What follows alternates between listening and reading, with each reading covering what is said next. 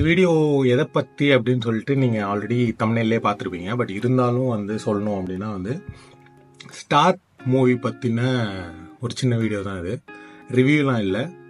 பர்சனலாக என்னோட ஒப்பீனியன், எனக்கு பர்சனலாக ஏன் ஸ்டார் ஒர்க் அவுட் ஆகலை, ஏன் ரிலேட் ஆகலை அப்படின்ற பற்றின வீடியோ தான் இது. எல்லாமே பேசுகிறதுக்கு முன்னாடி கண்டிப்பாக வந்து கவின் பற்றி பேசி ஆகணும். ஏன்னா வந்து ரொம்ப ப்ரில்லியண்ட்டாக ரொம்ப ப்ரில்லியண்ட்டாக நடிச்சிருந்தார். ரொம்பவே வந்து மற்ற விஷயங்களை தள்ளி வச்சு கவினை மட்டும் பார்த்தோம் அப்படின்னா வந்து ரொம்பவே ப்ரில்லியண்ட்டாக நடிச்சிருந்தார். அந்த விஷயத்தை பற்றி கண்டிப்பாக சொல்லியே ஆகணும். படத்தை பற்றி பேசணும் அப்படின்னா வந்து ஃபர்ஸ்ட் ஆஃப் வந்து எனக்கு பர்சனலாக ரொம்பவே நல்லா இருந்துச்சு. அதோட பேசிங்காக இருக்கட்டும், அதோட ஸ்க்ரீன் பிளேவாக இருக்கட்டும், கதை கொண்டு போன விதமாக இருக்கட்டும், எல்லாமே ரொம்பவே வந்து சூப்பராக இருந்துச்சு. எனக்கு எங்கே வந்து ரிலேட் ஆரம்பிக்கலை அப்படின்னா வந்து எனக்கு இந்த செகண்ட் ஹாஃப்லேருந்து தான் வந்து கொஞ்சம் எனக்கு லேக் அடிச்சிச்சு, போர் அடிச்சிச்சு அப்படின்ற பார்ட்டுக்குள்ளெலாம் நான் போல.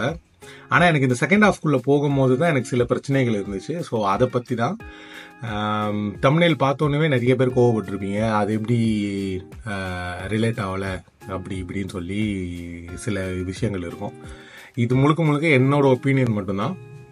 இதுதான் கரெக்டு, இப்படி தான் இருந்துச்சு படம் அப்படின்லாம் கிடையாது. நிறைய பேருக்கு படம் பிடிச்சிருந்துச்சி. எனக்குமே படம் அதாவது அந்த ஹோலாக எனக்கு பிடிச்சிருந்துச்சி. பட் சில விஷயங்கள் எனக்கு கொஞ்சம் ஆஃபாக இருந்துச்சோ அப்படின்ற மாதிரி எனக்கு தோணுச்சு. எனக்கு வந்து ஃபஸ்ட்டு விஷயம் எனக்கு வந்து தோணுனது என்னென்னா வந்து ஜென்ரலாகவே இந்த மாதிரி படங்கள் வந்து நம்ம பார்க்குறோம் அப்படின்னா வந்து இப்போது ஒரு சூரிய ரிப்போர்ட்டர் மாதிரி படமோ அந்த மாதிரி படங்கள் நம்ம பார்க்கும்போது வந்து அவங்களோட ஸ்ட்ரகிள்ஸை வந்து இன்னும் கொஞ்சம் நிறையா காட்டியிருப்பாங்க. அதுவும் நம்ம சினிமா பண்ணணும்னு நினைக்கிற என்ன மாதிரி ஆளுங்க வந்து இந்த மாதிரி படம் பார்க்கும்போது வெளியே வரும்போது செம்ம வந்து இன்ஸ்பயர் ஆகி அவள் தான்டா நம்மளும் வந்து இந்த மாதிரி நிறைய கஷ்டப்படணும்டா அப்படின்ற மாதிரிலாம் இருக்கும். ஆக்சுவலி ஃபர்ஸ்ட் ஹாஃபில் அது நிறையா காட்டியிருப்பாங்க. அந்த ஒரு நாள் அந்த பாட்டோட பிளேஸ்மெண்ட்லாம் வந்து எனக்கு தெரிஞ்சு வேறு லெவலில் இருந்துச்சு. வேறு எந்த படத்துலையுமே அந்த பாட்டு வந்து ஃபிட் பண்ணி இருந்தால் வந்து ரொம்ப ஒரு மாதிரி என்ன சொல்கிறது, ரொம்ப ஃபோர்ஸ்டாக இருந்திருக்கும். ஆனால் எனக்கு இந்த படத்தில் எனக்கு அந்த மாதிரி தோணலை. எனக்கு ஃபோர்ஸ்டாலாம் தோணலை. எனக்கு ரொம்ப ஒரு மாதிரி அது ஜெல்லான மாதிரி இருந்துச்சு. எனக்கு அதுலலாம் எனக்கு எந்த பிரச்சனையுமே இல்லை. எனக்கு வந்து ஃபர்ஸ்ட் ஹாஃபில் இருந்த அந்த இம்பேக்ட் வந்து செகண்ட் ஹாஃப்குள்ளே போகும்போது வந்து செகண்ட் ஹாஃப் வந்து ரொம்ப அப்படியே கதையை வந்து அப்படியே எங்கெங்கேயோ கொண்டு போய் தேவையே இல்லாத கேரக்டர்ஸ் கொண்டு வந்து தேவையே இல்லாத கான்ஃப்ளிக்ட்ஸ்லாம் கொண்டு வந்து ரொம்ப கதையை வந்து அப்படியே டோட்டலாக வேற எங்கேயோ டிவியேட் பண்ணிட்டாங்களோ அப்படின்ற மாதிரி தோணுச்சு. எனக்கு ரொம்ப ஒரு விஷயம் எனக்கு என்ன ரொம்ப பிடிச்சிருந்துச்சின்னா அந்த ஃபர்ஸ்ட் ஹாஃபோட இன்ட்ரல் பிளாக் வந்து எனக்கு ரொம்ப பிடிச்சிருந்துச்சி.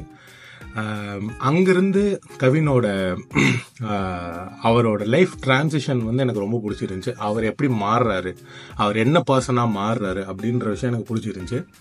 அந்த விஷயம் எனக்கு பிடிச்சிருந்தாலும் அதே விஷயமே வந்து நெகட்டிவாக எனக்கு தோணுச்சு. ஏன் நெகட்டிவாக தோணுச்சுன்னா வந்து அதை சொன்ன மாதிரி வந்து கதையை வந்து ரொம்ப டீவியேட் ஆகி ஒருத்தனோட ஆர்டிஸ்டிக் ஸ்ட்ரகிள்லேருந்து அப்படியே மாறி அந்த கதை அப்படியே எங்கெங்கேயோ போய் வேற ஒரு தேவையில்லாத ஒரு லவ் ட்ராக் வந்து எனக்கு வந்து அந்த ஃபஸ்ட்டு லவ் வந்து எனக்கு ரொம்ப பிடிச்சிருந்துச்சி. அவங்க காலேஜ்லேருந்து லவ் பண்ணுறாங்க, அதுக்கப்புறமா ஒரு விஷயங்கள் நடக்குது, அவங்க பிரிகிறாங்க, அது எல்லாமே நல்லா இருந்துச்சு. அந்த பிரிவுக்கு அப்புறமா வந்து அப்புறமா ஒரு கப்பல் சேர்றாங்க இல்லையா, ஒரு பொண்ணு வந்து சேருது இல்லையா, அந்த ஒரு டிரான்சிஷன் பீரியட் வந்து ரொம்ப ஷார்ட்டாக இருந்த மாதிரியும் ப்ளஸ் வந்து அது ரொம்ப கன்வின்சிங்காக இல்லாத மாதிரி இருந்துச்சு. அவன் அந்த பொண்ணு வந்து சேர்ற அந்த தருணங்கள் வந்து ரொம்ப ஃபோர்ஸ்டாக ஏதோ கதைக்கு வைக்கணும், இவனுக்கு வந்து ஒரு எப்படி வந்து நம்ம வாரணமாயிரமில் வந்து அந்த லவ் போனதுக்கப்புறம் அந்த செகண்ட் லவ்னால தான் அவர் வந்து ஒரு வேறு லைஃப் அவர் வந்து லீட் பண்ணுவார். ஸோ அந்த மாதிரி எனக்கு வந்து ஏதோ ஃபோர்ஸ் பண்ணி இன்னொரு கேரக்டரை கொண்டு வரணுன்றதுக்காக கொண்டு வந்து பண்ண மாதிரி இருந்துச்சு.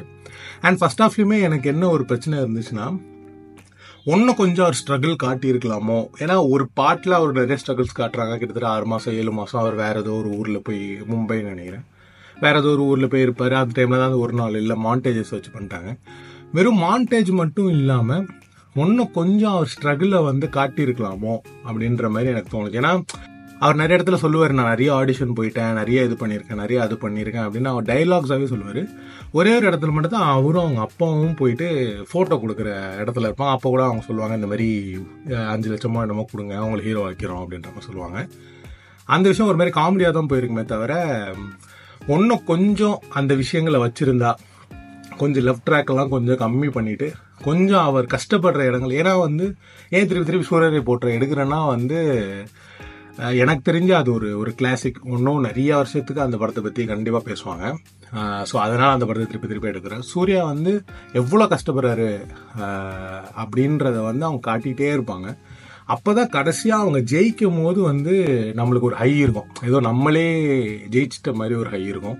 அது இந்த படத்தில் மிஸ் ஆகுதோ அப்படின்ற மாதிரி எனக்கு தோணுச்சு. நிறைய பேர் வந்து என்ன கேள்வி கேட்பாங்கன்னா, அந்த இடத்துல நீ இருந்திருக்கியா, அந்த மாதிரி நீ கஷ்டப்பட்டிருக்கியா, அந்த மாதிரி வேற ஏதாவது ஊரில் போய் சோறு இல்லாமல் தண்ணி இல்லாமல் ரோட்டில் படுத்து நீ கஷ்டப்பட்டிருக்கியா, அப்படி பட்டாதாண்டா உனக்குலாம் புரியும் அப்படின்ற மாதிரி சொல்லுவாங்க. எனக்கு என்னன்னா, ஒரு படம் வந்து நம்ம அந்த வழி அனுபவிச்சிருந்தா மட்டும்தான் அந்த வழி எனக்கு கன்வே ஆகணுன்றது கிடையாது. ஒரு நல்ல படம் என்ன பண்ணணும் அப்படின்னா, அந்த வழி நான் அனுபவிச்சிருக்கணும்னு அவசியமே கிடையாது. ஆனால் அந்த வழி எனக்கு கன்வே ஆகணும், அவன் படுற கஷ்டம் எனக்கு புரியணும். அதுதான் எனக்கு தெரிஞ்சு ஒரு நல்ல ஆர்ட் ஃபார்ம் பண்ண வேண்டிய ஒரு விஷயம். நான் படம் பார்க்குறதுனால, நிறைய படங்கள் பார்க்குறதுனால, இப்போ பெஸ்ட் எக்ஸாம்பிள் எடுக்கணும்னா கேப்பர்நாம்னு ஒரு படம். அந்த படம் வந்து எனக்கு வந்து எப்பயுமே டாப் 5ல் இருக்கிற ஒரு படம். ஏன்னா வந்து அந்த சின்ன பையனோட வழி நான் அனுபவிச்சதே கிடையாது, அந்த மாதிரி வழி நான் அனுபவிச்சதே கிடையாது. ஆனால் அந்த வழியை என்னை அந்த படத்து மூலயமா உணர்த்துறாங்க இல்லையா, அதுதான் எனக்கு தெரிஞ்சு ஒரு நல்ல படம் செய்ய வேண்டிய வேலைன்னு நினைக்கிறேன். அது இந்த படம் உணர்த்தலையோ. கடைசியாக வந்து வெற்றிமாறன் சார் படத்துலேயே வந்து கவின் நடிக்கிற மாதிரி தான் என் பண்ணியிருப்பாங்க. அந்த ஒரு சிங்கிள் டேக் பற்றி கண்டிப்பாக பேசி ஆகணும். அந்த சிங்கிள் டேக் வந்து எனக்கு தெரிஞ்சு ரீசெண்டாக வந்த படங்களில் one of the best single டேக்குன்னு சொல்லுவேன். ரொம்ப சூப்பராக பண்ணியிருந்தாங்க. அண்ட் அந்த இடத்துலையுமே கவின் ரொம்ப சூப்பராக நடிச்சிருப்பாரு. அண்ட் அதில் அவங்க சூப்பராக ஒரு விஷயம் பண்ணியிருப்பாங்க.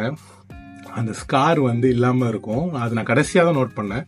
அந்த ஸ்கார் இல்லைன்ற மேட்ரு வந்து எனக்கு தெரிஞ்சு நிறைய பேர் நோட் பண்ணியிருக்க மாட்டாங்கன்னு நினைக்கிறேன். அந்த இதில் வந்து அந்த அப்பாவோட டைலாக் வச்சுருப்பாங்க, நீ அந்த மீசை இல்லாமல், அதாவது ஆடியன்ஸை மறக்க வச்சுட்டேன்னா நீ ஜெயிச்சிட்ட அப்படின்ற மாதிரியான விஷயம். ஸோ எனக்கு பர்சனலாக தோணுனது வந்து செகண்ட் ஹாஃபில் அந்த லவ் ட்ராக்கெல்லாம் கொஞ்சம் தூக்கிட்டு இவர் என்னென்ன கஷ்டப்படுறாரு, இவர் மென்டலி என்ன கோ த்ரூ பண்ணுறாரு அப்படின்றத இன்னும் கொஞ்சம் நான் அது பண்ணியிருந்தாங்க, நான் இல்லைன்னு சொல்ல மாட்டேன். இன்னும் கொஞ்சம் ஸ்ட்ராங்கராக ரைட்டிங் இருந்துருந்துச்சுன்னா இன்னும் கொஞ்சம் பெட்டராக இருந்திருக்குமோ அப்படின்றது மட்டும்தான். ஏன் நீ போய் படம் எடுக்கிறது எவ்வளோ கஷ்டம் தெரியுமா அப்படின்னா வந்து கொஞ்சம் எனக்கும் தெரியும் படம் எடுக்கிறது எவ்வளோ கஷ்டம் எல்லாமேன்றது. இது வந்து ஒரு ஃபேனாக, ஒரு ஆடியன்ஸாக ஜஸ்ட் ஒரு ஒப்பீனியன் மட்டும்தான், மற்றபடி வந்து எதுவுமே கிடையாது. அண்ட் இந்த படத்தை பற்றி பேசும்போது யுவன் பாயை பற்றி பேசாமல் விட்டுட்டோன்னா வந்து அது என்ன சொல்கிறது, ஒரு ஜஸ்டிஸே இல்லாமல் இருக்கும். யுவன் வந்து கம்பேக் பண்ணணும் அப்படின்னு நிறைய பேர் பேசுகிறாங்க. எனக்கு தெரிஞ்சு அவர் கம்பேக்லாம் கிடையவே. அவர் எப்பயுமே ஸ்ட்ராங்காக தான் இருக்கார். எஸ், கொஞ்சம் படங்களில் அவர் பழைய ஃபார்ம் இல்லை, பழைய டச் இல்லை அப்படின்னு நிறைய பேர் ஃபீல் பண்ணுறாங்க. அதில் நானும் ஒருத்தன்.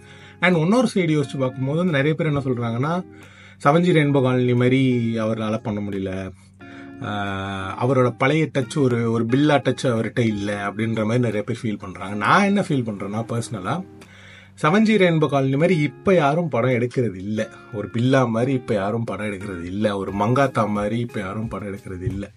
மேபி அந்த மாதிரியான ஸ்ட்ராங் ஸ்கிரிப்ட்ஸ் அவங்க கிட்ட கொடுத்தா மேபி அவங்க அந்த பழைய டச்சை தரதுக்கான வாய்ப்பு இருக்குது. இப்போ நான் சொன்ன படங்கள் மாதிரி இப்போ யாரும் நிறைய படங்கள் வரதில்லை. இப்போ அவர் ரீசெண்டாக பண்ண படம் எல்லாமே ஆக்சுவலி நியூ கமர்ஸ்க்கு நிறையா பண்ணுறாருன்னு நினைக்கிறேன். ஸோ அதனால் அந்த மாதிரி ஸ்ட்ராங்கான ஃபிலிம்ஸ் ஒன்றும் வரலை. ஸோ அதனால் இந்த படம் நிறைய பேர் கம்பேக்குன்னு சொல்லிட்டு இருந்தனால இந்த படம் அவருக்கான ஸ்ட்ராங்கான ஒரு கம்பேக்காக இருந்துச்சுன்னு நினைக்கிறேன். மற்றபடி வந்து ஆக்சுவலி இந்த டைரக்டர் வந்து 3 படம் எடுத்திருக்காருன்னு நினைக்கிறேன். பியார் பிரேமா காதல், அப்புறமா எனக்கு ஸ்டார் தான் தெரியும், அப்புறம் நடுவில் ஏதோ ஒரு படம் எடுத்திருக்காருன்னு நினைக்கிறேன். அது பெருசாக ஆக்சுவலி தெரியல, இல்லை எனக்கு தெரியலன்னு தெரியல, இப்போ தான் கூகுளில் போட்டு பார்த்தேன். செகண்ட் ஏதோ ஒரு த்ரில்லர் ஹாரர் மாதிரி ஏதோ பண்ணியிருக்காருன்னு நினைக்கிறேன். அது எனக்கு என்னன்னு தெரியல. பியார் பிரேமா காதல் எனக்கு பிடிக்கும், நீட்டாக இருந்துச்சு படம். இந்த படம் வந்து நான் ரொம்ப எக்ஸ்பெக்ட் பண்ணிட்டு போனேன். மேபி நான் ரொம்ப எக்ஸ்பெக்ட் பண்ணதுக்கான காரணம் வந்து ட்ரெய்லர்னு நினைக்கிறேன். ட்ரெய்லர் வந்து இது வரைக்கும் நான் எவ்வளோ ட்ரெய்லர் பார்த்துருக்கேன், எவ்வளோ எமோஷ்னலான ட்ரெய்லர்ஸ் பார்த்துருக்கேன், ஆனால் நான் அழுததே கிடையாது. இந்த ட்ரெய்லர் என்னை பர்சனலாக ரொம்ப கனெக்ட் பண்ணுச்சு. ஏன்னா நானும் சினிமா ட்ரை பண்ணிகிட்டு இருக்கேன், கிட்டத்தட்ட ஒரு 7 வருஷத்துக்கு மேலே ட்ரை பண்ணிகிட்டு இருக்கேன். 7 வருஷத்துக்கு மேலே இந்த ஃபீல்ட்லேயே இருக்கேன். நிறைய ஷார்ட் ஃபிலிம்ஸ் பண்ணியிருக்கேன், பைலட் ஃபிலிம்ஸ் பண்ணியிருக்கேன், நிறைய ப்ரொடியூசர்ஸ்ட்டை பிச் பண்ணியிருக்கேன், நிறைய ஆக்டர்ஸ்ட்டை பிச் பண்ணியிருக்கேன். ஸோ அந்த ட்ரெய்லர் வந்து என்னை ரொம்ப பர்சனலாக கனெக்ட் பண்ணுச்சு, ரொம்ப பர்சனலாக அஃபெக்ட் பண்ணுச்சு. ஸோ அதனால் ஆக்சுவலி நான் ஃபஸ்ட் டைம் இந்த மூஞ்ச நடிக்க முடியாதுன்னு சொல்கிறீங்களடா அப்படின்னு சொல்கிற அந்த இடத்துல வந்து நான் ரொம்ப அழுதேன். என்னால் எனக்கு அது ரொம்ப பர்சனலாக கனெக்ட் பண்ணிக்க முடிஞ்சிச்சு. ஸோ நான் ரொம்ப பெருசாக எக்ஸ்பெக்ட் பண்ணிவிட்டு, மேபி அது ஏன் தப்பாக கூட இருக்கலாம், அண்ட் நிறைய பேருக்கு அதுதான் இதுவாக இருந்துச்சு. ட்ரெய்லர் ஒரு வேறு லெவல் ஹைப்பை செட் பண்ணிவிட்டு படத்தில் போய் உட்காரும் போது மோர் ஆஃப் ஒரு என்ன சொல்கிறது, ஒரு சூரியனை போற்று மாதிரி, ஒரு சூரியனை போற்றுன்னு சொல்கிறதுக்கான காரணம் அந்த ஒரு ரிடம்ஷன் ஆர்க் இருக்கும். அவங்க வந்து இவ்வளோ கஷ்டப்பட்டு அடி வாங்கி கடைசியாக போய் ஜெயிக்கும் போது ஜெயிச்சிட்டோம் மாறான்ற அந்த ஒரு இடம் ஒன்று இருக்குல்ல, அங்கே நமக்கு அடியும் இப்போ ஜெயிச்சிட்டாண்டா, நம்ம ஆள் ஒருத்தன் ஜெயிச்சிட்டாண்டா, நம்மளும் இந்த மாதிரி ஒரு நாள் ஜெயிக்க முடியும்டா நம்மளால் அப்படின்னு நம்மளே ஏதோ ஜெயிச்ச மாதிரி நான்லாம் சந்தோஷப்பட்டேன். ஸோ அந்த மாதிரி இந்த படம் அமையலையோ, மேபி இன்னும் கொஞ்சம் பெட்டராக இருந்திருக்கலாமோ, செகண்ட் ஹாஃப் இன்னும் கொஞ்சம் பெட்டராக இருந்திருக்கலாமோ, ரைட்டிங் செகண்ட் ஹாஃபில் கொஞ்சம் பெட்டராக இருந்திருந்தா இந்த படம் வந்து நிறைய வருஷங்களுக்கு பேசப்படுற ஒரு படமாக கூட அமைஞ்சிருக்கலாம். ஏன்னா கவினோட ஆக்டிங் அவ்வளோ ஃபென்டாஸ்டிக்காக இருந்துச்சு. ஸோ அது ஒரு விஷயம் இல்லாதனால இந்த படம் ஒரு ஆவரேஜான படமாக எனக்கு படுது. பட் நிறைய பேருக்கு ரொம்ப பர்சனலாக கனெக்ட் ஆச்சு, ரொம்ப பிடிச்சிருக்குன்னுலாம் சொன்னாங்க. ஸோ அது எல்லாரோட கருத்தையும் நான் ரெஸ்பெக்ட் பண்ணுறேன். நாங்கள் வந்து ரிவ்யூ பண்ணணும், இந்த படம் நல்லாவே இல்லை, மோசமாக இருந்துச்சு அப்படின்னு சொல்கிறதுக்கு இல்லை. ஏன்னா ஒரு படம் எடுக்கிறது எவ்வளோ கஷ்டம், அதில் எவ்வளோ ஸ்பெண்ட் பண்ணுறாங்க, எவ்வளோ டைம் ஸ்பெண்ட் பண்ணுறாங்க, எத்தனை பேரோட வாழ்க்கை அதில் இருக்குது, எல்லாமே எனக்கு தெரியும். ஸோ ஒரு படம் நல்லாவே இல்லை, அப்படி இல்லை இப்படி இல்லைன்னு பேசுகிறதுக்கு நான் இங்கே இல்லை. என்னோட ஒப்பீனியனை மட்டும் இது இப்படி இருந்துச்சு, இது இப்படி பெட்டராக பண்ணியிருக்கலாமோ அப்படின்னு சொல்கிறது மட்டும்தான் எங்களோட இது. ஸோ இதேமாதிரி வேறு ஏதாச்சும் ஒரு படம் பண்ணணும், வேறு ஏதாச்சும் ஒரு படத்தை பற்றி பேசணும், வேறு ஏதாவது படத்தை பற்றி எங்களோட ஒப்பீனியன் இருக்கணும் அப்படின்னா கமெண்ட்டில் சொல்லுங்கள். எங்கள் இன்ஸ்டாகிராம் ஐடியும் நாங்கள் இதில் மென்ஷன் பண்ணுறோம், அதுலேயும் ஃபாலோ பண்ணுங்கள். அதுலேயும் ஸ்னிப்பெட்ஸ் இருக்கும், இதில் ஃபுல் வீடியோஸ் இருக்கும். ஸோ யா, பாய்.